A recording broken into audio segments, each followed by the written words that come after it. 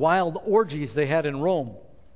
That we always think about the immorality or the sexual perversion connected with that, but it was often around food. They were living for food. It was just one never-ending potluck. Matter of fact, and I don't want to gross you out, and I don't want to be insensitive, but it is a fact of history that the Romans would gorge themselves at these feasts. Then they had a place where they would go and regurgitate what they'd eaten. They called them vomitoriums. And then they'd go eat some more. Now, there's nothing wrong with eating, but how many would agree that's eating to excess?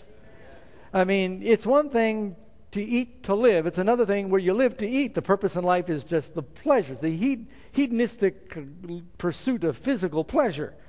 Notice, talking about Sodom and Gomorrah, when you think of Sodom and Gomorrah, we typically think of the sexual perversion, right? And the Bible talks about that. Listen to what Ezekiel says was one of the principal problems in Sodom and Gomorrah. Look, this is, by the way, Ezekiel 16, verse 49 and 50.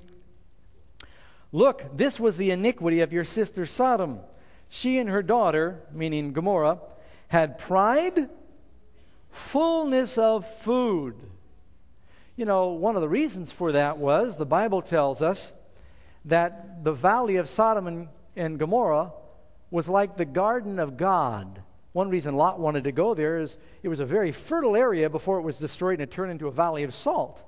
It was like the garden of God. They had an abundance of crops and food and grass and pastures for the sheep. And Lot didn't plan on moving into the cities of Sodom. He cast his tent towards Sodom. And gradually, you know, he started out camping outside the city and little by little shopping in the city. Pretty soon they thought, well, you know, they've actually got so many conveniences in the city, and maybe it might have been some pressure from his wife and children because the malls were in Sodom. And so pretty soon he was living in the city by the time the angels came. It vexed him, though. He didn't want to be there, so it made you think there must have been some outside pressure. But there was an abundance of food. That's one of the characteristics. Do we eat to live or live to eat? I was reading this article. You've seen me quote it before, and this is a cover from National Geographic. We now have more overweight people in the world than hungry ones. There are more than 1 billion overweight, overnourished people in the world and 800 million who are undernourished. We always heard about all the starving people in the world. This is the first time in the history of the world that there have been more people that are actually overnourished than undernourished. Would you say that we've reached the age where we are eating and drinking in abundance? And it goes on there, if you keep reading in Ezekiel, talking about Sodom, if you read in verse 50, and they were haughty, and they committed abomination before me, therefore I took them away. What is the abomination that they committed in Sodom? Not only the eating and drinking and idleness. Oh, by the way, I left out the idleness.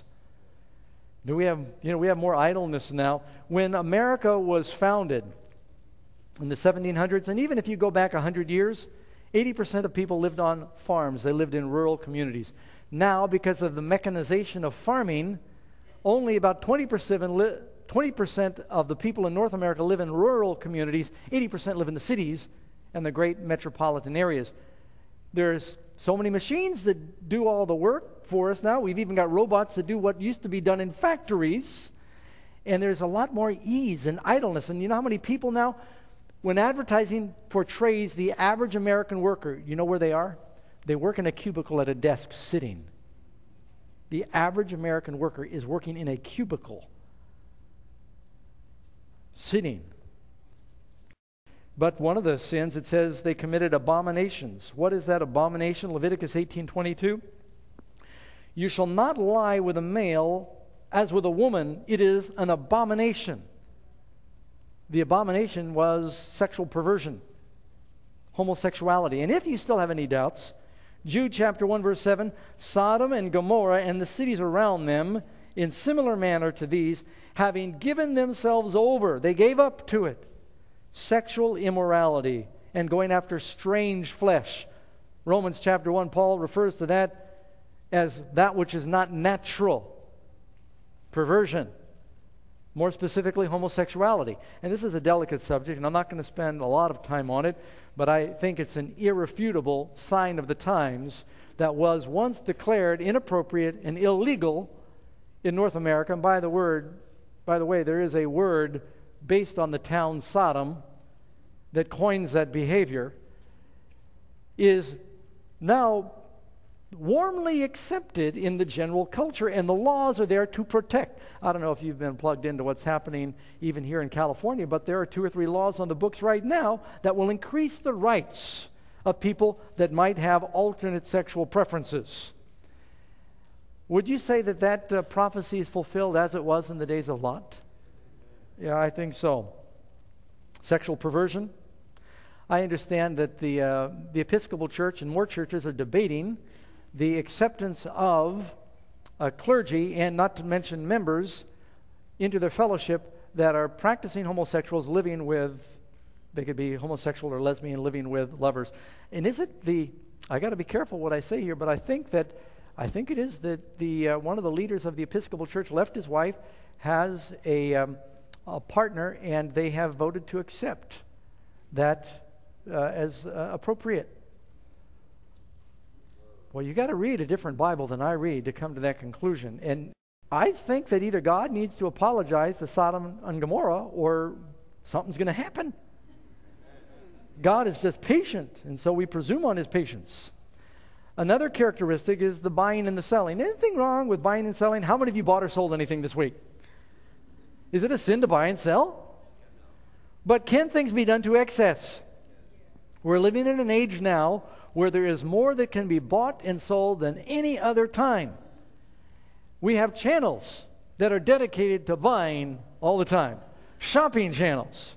It's not enough that you eventually take your one day a week and you go to the store and get your groceries. Now we got to watch other people shop, or you shop without even leaving the house because you watch it on TV, you call and order it, or you go online and you surf for every conceivable product.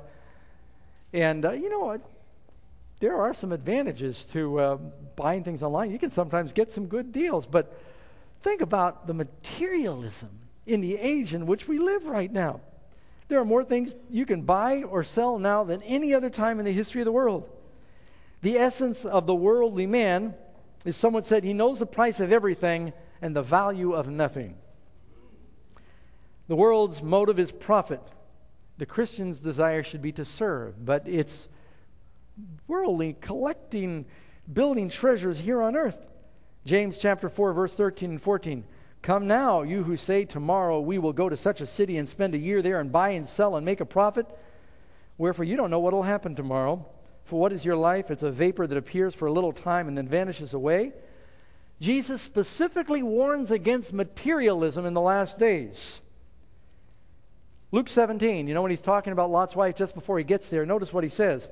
In that day he who was on his housetop, like when Noah was told to enter the ark and Lot was told to flee the city, he didn't say after you pack your bags, flee the city. He said, flee now, make haste, don't look back. Jesus said, speaking of the destruction of the world and the destruction of Jerusalem, if you're on your housetop and your goods are in the house, don't even come down and turn back into the house. Likewise, if you're in the field, don't go back to your house. Run for your life. So many people would say, I want to go, but I got this stuff in my house. My stuff, buying and selling. It's talking about a love for things. We find our value not in that we are made in God's image, but in the stuff that we own. And let's face it, a lot of people feel like you got to keep up with society. And one of the reasons that we are largely a world in debt right now is because of the pressure to live above the standard of our earning. And so we borrow for everything. And you're encouraged to do it. I want to close by touching again on Lot's wife. The Bible tells us when the angels came to Lot, it came to pass when they brought him outside, they said, escape for your life. Do not look behind you. Do not look behind you, nor stay anywhere in the plain. Escape to the mountains, lest you be destroyed.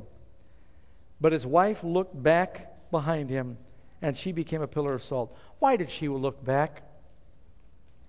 First of all, God is telling us, if you choose to follow Christ, don't look back. If any man puts his hand to the plow and looks back, don't look back. Say, I'm going all the way, and I'm never going to reconsider.